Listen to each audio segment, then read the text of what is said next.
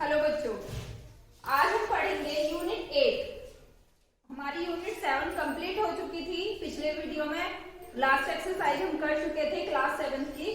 और हमारी जो ये यूनिट है ये क्या है, व्यंजकों का गुणनफल एवं सर्व समीकरण। इसमें हम क्या पढ़ेंगे, इसमें हम पढ़ेंगे एल्जेब्रिक एक्सप्रेशंस, बीजीय व्यंजकों के बारे में हम पढ़ेंगे।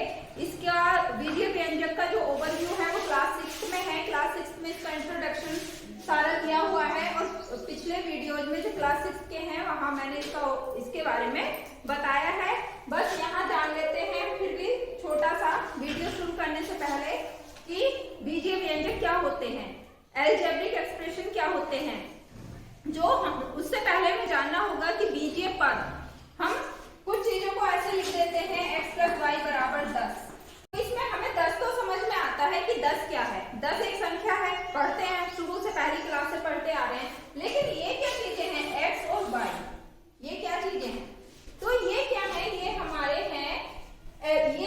बीजीय पद हैं, ये बीजीय अंक हैं, बीजीय संख्याएं हैं। इन्हें हम कुछ भी कह सकते हैं। यानी कि कुछ राशियां हमारे पास ऐसी होती हैं जो अज्ञात होती हैं, जिनके बारे में हमें पूरी जानकारी नहीं होती।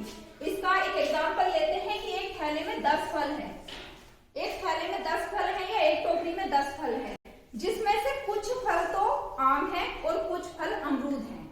अब यहाँ ना हमें आम पता कि कुछ कितना है, कुछ कितना एग्जैक्ट हमें नहीं पता, और कुछ जो दूसरा कुछ है जो अमरूद है वो भी हमें नहीं पता। तो उसी चीज को हमने यहाँ लिखा है कि मान लिया x तो उसमें आम है और y उसमें अमरूद है, और वो टोटल कितने हैं, 10 हैं।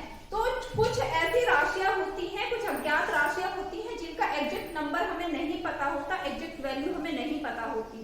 तो उन्हें रिप्रेजेंट करने के लिए, उन्हें दर्शाने के लिए हम किसकी हेल्प लेते हैं, हम लेते हैं चर पदों की हेल्प या बीजीय पदों की हेल्प लेते हैं। इन्हें हम क्या कहते हैं, बीजीय पद कहते हैं। इन्हें x y z a b c d किसी भी अल्फाबेट से दिखा सकते हैं। हिंदी में भी हम इन्हें का खा गा किसी भी तरह से दिखा देते हैं।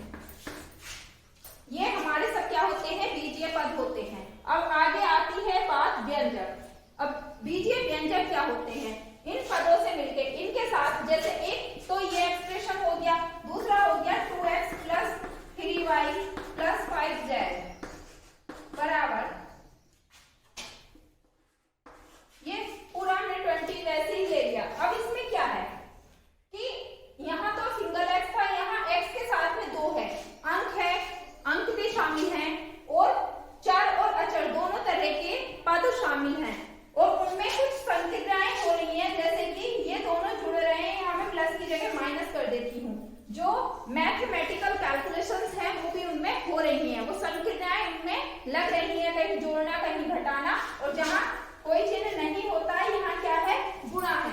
इस तरह की मैथमेटिकल इनमें कैलकुलेशंस हो रही हैं, गणितीय संक्रियाएं इसमें हो रही हैं। तो ये क्या कहलाते हैं, इस तरह के जो एक्सप्रेशन होते हैं, जो व्यंजक होते हैं, व्यंजकों को इंग्लिश में एक्सप्रेशंस बोलते हैं, ये हमारे क्या कहलाते हैं, एल्जेब्रिक एक्सप्रेशंस कहलाते हैं, बीजीय व्यंजक कहलाते हैं। अब ये ओवरव्यू हो गया। अब चलते हैं हम अपनी एक्सरसाइज पे कि हमारी एक्सरसाइज क्या है और उसमें हमें क्या करना है। एक्सरसाइज है हमारी 8A। एक्सरसाइज हमारी 8A है। 8A का पहला क्वेश्चन क्या है, क्वेश्चन देख लेते हैं। निम्नांकित के मान बताइए।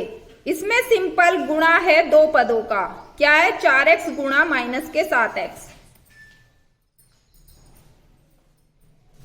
पहला क्वेश्चन है, पहले क्वेश्चन का पहला पार्ट है 4x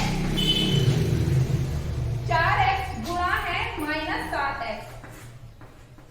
ये हमें इसका मान बताना है। मान क्या बताना है, ये हमें इसे हल करना है, इसकी कैलकुलेशन करनी है। अब कैलकुलेशन करनी है मतलब क्या कि जब हम बीजीय पदों का, बीजीय व्यंजकों का जब हम गुणा करते हैं तो किस तरह से करते हैं। इसमें क्या है, हमारा चर राशियां भी शामिल है और अचर राशियां भी शामिल है। चर राशियां यानी कि वेरिएबल्स, और अचर राशियां यानी कि कांस्टेंट। कांस्टेंट क्या होते हैं, जिनका कभी भी मान नहीं बदलता। जैसे अचर राशियां क्या होती हैं, ये 4 उंगलियां हैं। कितनी उंगलियां हैं, 4। क्या है, उंगलियां। और दूसरी चीज मैं कहती हूं कि ये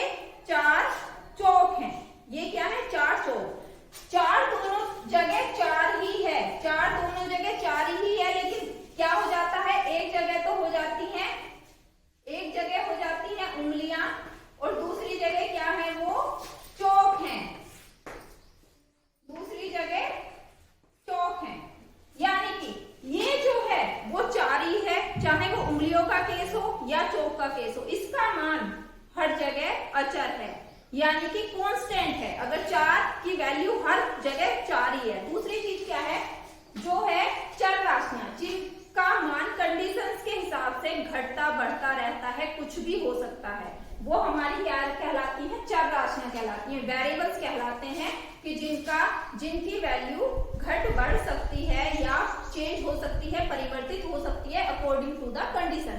अकॉर्डिंग टू द कंडीशन जैसे कि अभी हमने एग्जांपल लिया था कि एक थैले में 10 फल हैं, एक थैले में 10 फल हैं, कुछ आम है और कुछ आम है और कुछ क्या है, अमरूद है।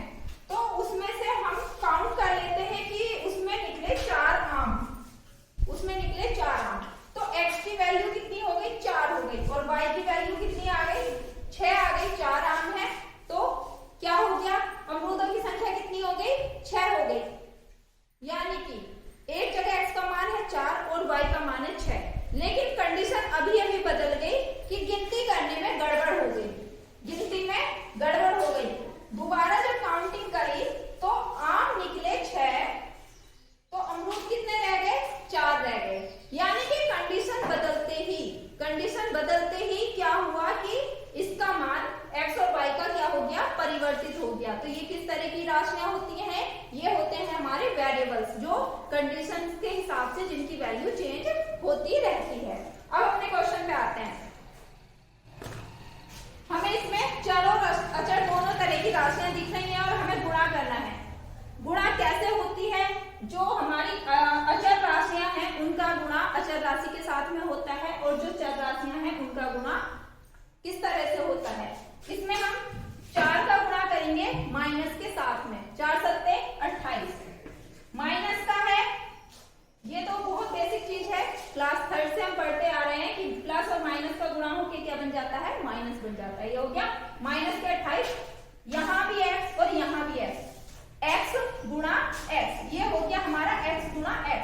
इसे अब हम नेक्स्ट स्टेप में कैसे लिखेंगे, माइनस का 28, यहाँ x की पावर कितनी है, 1 है, और यहाँ x की पावर कितनी है, 1 है। तो गुणा में जो होती है घातें क्या होती है, जुड़ जाती हैं। जब हम गुणा करते हैं तो घातें हमारी क्या होती हैं, जुड़ जाती हैं। तो ये हो गया हमारा a + 1 यानी कि 2। अब इस राशि का गुणा करने पर हमारे पास क्या आया, इन पदों का गुणा करने पर क्या आया, 4x गुणा माइनस का 7x = -28x²। यहाँ एक चीज की घातें जुड़ किस कंडीशन में जाती हैं, जैसे अभी मैंने बोला कि घातें जुड़ गई, x की घात यहाँ भी 1 थी और x की घात यहाँ भी 1 थी, यहाँ हो गया x², घातें जुड़ गई। अगर सपोज करो ये होता -28x गुणा y, तो क्या ये घात ये भी जुड़ जाती, नहीं। घातें किस कंडीशन में जुड़ती हैं, जहां आधार समान होता है, जहां आधार समान होता है, समान आधार पर चढ़ी हुई घातें जुड़ जाती हैं। जैसे कि x की घात 0 गुणा x की घात 4 गुणा x की घात कुछ भी हो सकता है। यहाँ घातें किस पे लगी हुई हैं, x पे लगी हुई हैं, यानी कि आधार जो है, बेस जो है वो क्या है, सेम है। तो जब बेस सेम होता है तो घातें क्या होती हैं, हमारी जुड़ जाती हैं। अब नेक्स्ट क्वेश्चन थर्ड पार्ट, ये है 3x² गुणा 7xy²। इसका गुणा करना है, कुछ भी स्पेशल नहीं है, 3 सत्ते 21, x यहाँ x की घात 2 है, यहाँ x की घात 1 है, घातें जुड़ जाएंगी, 2 और 1 3, यहाँ y की घात 1 है और यहाँ y की घात 2 है, ये दोनों का आधार सेम है, तो ये हो जाएगा y की घात 3। इस तरह से ये हो गया हमारा आंसर। अब क्वेश्चन नंबर 2, एक बार क्वेश्चन देख लेते हैं। अब इसके 1 या 2 ही पार्ट हम करेंगे, बहुत सारे पार्ट्स हैं इसमें, लेकिन कुछ भी टिपिकल नहीं है। ये क्वेश्चन बिल्कुल पहले क्वेश्चन जैसा ही है, और इसमें भी कई सारे पद दिए हुए हैं और सबका गुणा करना है। इसमें हम इसका part number 2 and part number 6 हम करेंगे। दूसरे क्वेश्चन का पार्ट नंबर 2 हमारा है 3y² गुणा 5y³ गुणा y। अब तक हमने 2 पदों का गुणा किया, अब यहाँ पद हमारे कितने हो गए, 3 हो गए। हमें इन तीनों का गुणा करना है, इसके साथ y² का गुणांक कितना है, 3 है, इसका गुणांक कितना है, गुणांक क्या होता है, गुणांक मैं बोल रही हूँ कि y स्क्वायर का गुणांक 3 है। गुणांक किसे कहते हैं? गुणा गुणांक। इसका इस शब्द का अगर हम संधि विच्छेद करेंगे तो ये क्या है? गुणा प्लस अंक। गुणा प्लस अंक यानी कि गुणा करने वाला अंक जो इसके साथ में गुणा कर रहा है वो अंक क्या है? तो ये क्या है? 3, इसके साथ में 5 है और इसके साथ में कुछ नहीं है। कुछ नहीं का मतलब यहाँ क्या है? 1, क्योंकि 1 जब किसी से गुणा करता है तो उसके मान पे कोई फर्क नहीं पड़ता। तो यहाँ y का गुणांक कितना है? 1 है। सबसे पहले तो इन गुणांकों का गुणा किया जाएगा। 3 पंजे 15, 15 का 15। यहाँ तीनों में जो बेस है वो क्या है? y है। तो समान बेस है, घातें जुड़ जाएंगी। y स्क्वायर 2 घात ये है, 3 घात ये है और 1 घात ये है। 2 और 1 3 और 1 2 और 3 5 और 1 6, y की घात 6। ये क्या हो गया? आंसर। इसका एक पार्ट और देख लेते हैं, पार्ट 6। पार्ट 6 है इसका -3/8 x की घात 4 y z गुणा करेगा -16 y z स्क्वायर। इसमें गुणा करना है। ये है -3/8 x की घात 4 y z का गुणा -16 y z स्क्वायर में गुणा होगा। तो ये क्या होगा? -3/8 गुणा 16 -16 और x स्क्वायर x की घात 4 y z गुणा करेगा y z स्क्वायर। ये 8 और ये 16, ये भिन्न है हमारे पास। ये 8 से 16 कट जाएगा कितनी बार? 2 बार। ये 3 दूनी 6 और कैसा? माइनस का। माइनस और माइनस गुणा करके क्या हो जाता है? प्लस। ये हो गया 6। x की घात 4 है यहाँ और इस पूरे पद में कहीं x नहीं है तो ये हो गया x की घात 4 एज इट इज आ जाएगा। यहाँ y है और यहाँ भी y है। दोनों जगह y की घात कितनी है? 1 है। तो दोनों जगह 1 है। ये दोनों घातें जुड़ जाएंगी और फिर है z। यहाँ z की घात 1 है और यहाँ z की घात 2 है। तो 1 और 2 जुड़ गए, घातें कितनी हो जाएंगी? 3। इस तरह से इसका जो गुणा हो जाएगा वो क्या हो जाएगा? 6x की घात 4 y स्क्वायर z क्यूब। ये क्या हो गया? आंसर। थर्ड क्वेश्चन क्या है? थर्ड क्वेश्चन का एक पार्ट हम करेंगे। इसमें हमें गुणा करने के साथ साथ मान भी निकालना है। निम्नांकित के गुणनफल ज्ञात कर मान ज्ञात कीजिए। किस तरह से? x स्क्वायर गुणा 7x की घात 5 गुणा 1/7 x की घात 3 गुणा -6x। और मान कब निकालना है? x की वैल्यू कितनी है? 1। x की वैल्यू 1 पुट करके उसकी हमें पूरे पद की, पूरे व्यंजक की वैल्यू फाइंड आउट करनी है। x स्क्वायर 7x की घात 5 1/7 x क्यूब गुणा -6x। इसका पहले हमें मल्टीप्लाई करना है और उसके बाद में x = 1 रखना है और उसकी वैल्यू फाइंड आउट करनी है। ये 7x और ये 1/7 ये इससे कट जाएगा। अब हम देखेंगे कि क्या क्या हमारे पास गुणांक बचे। x स्क्वायर का गुणांक 1, यहाँ इसका गुणांक क्या रह गया? 1। 7 से 7 एक बार कट गया। यहाँ इसका गुणांक भी 1 रह गया और यहाँ -6 है गुणांक। 1 गुणा 1 1, फिर 1 और -6 जब उसमें गुणा करेंगे तो कितना आएगा हमारा? -6। 1 का गुणा कितनी भी बार करो 1 ही उसकी वैल्यू रहनी है। अब यहाँ सबका बेस क्या है? x है और समान बेस के टाइम क्या कंडीशन होती है कि घातें हमारी जुड़ जाती हैं, पावर्स हमारी जुड़ जाती हैं। यहाँ x की घात 2 है तो ये कितनी हो गई? x की घात 2 + 5 + 3 और +1। हमने सारे x पे जितनी जितनी पावर लगी हुई थी वो एक साथ लिख ली। ये हो गया -6 x की घात 5 और 2 7 7 3 10 और 1 11। अब हमें इसकी वैल्यू निकालनी है। कैसे? जब x का मान 1 है, x की जगह हम 1 कर देंगे और इसका मान निकाल देंगे। 6 गुणा 1 की घात 11। 1 की घात 11 का क्या मतलब है कि 1 का 11 बार गुणा किया गया है। 1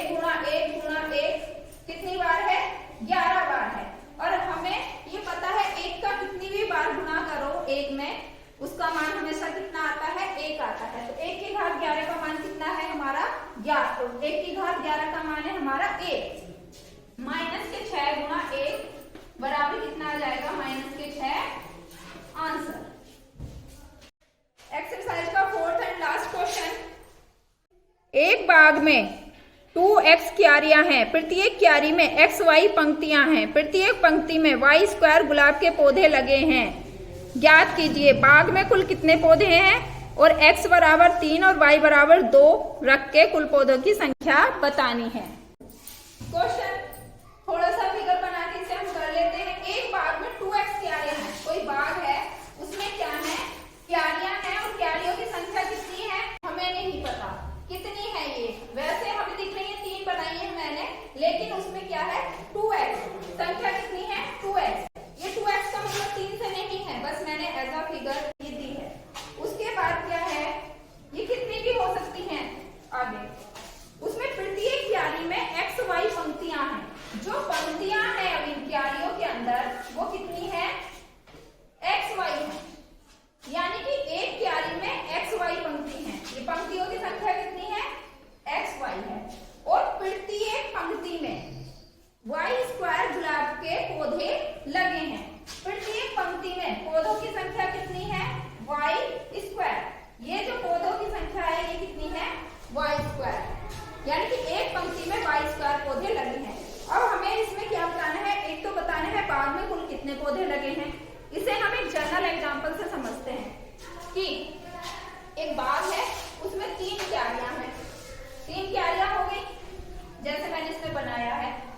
हर एक क्यारी में 4 पंक्तियां हैं, तो 4 पंक्ति इसमें हो गई, 4 इसमें हो गई और 4 इसमें हो गई।